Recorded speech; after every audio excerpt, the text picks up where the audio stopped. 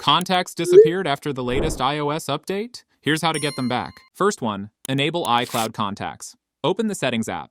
Tap on your Apple ID name. Go to iCloud. Under Apps using iCloud, tap See All. Scroll down. Turn contacts on. If it's already on, turn it off.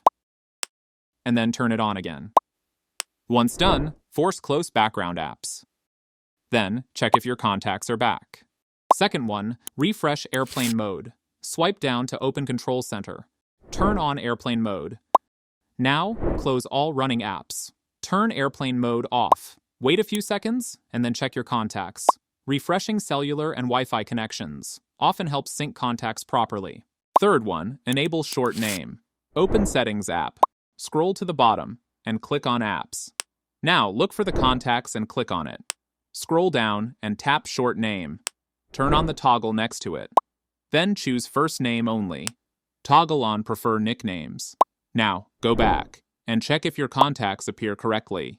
Fourth one, enable Gmail contacts. From the settings, scroll down to the apps and click on it.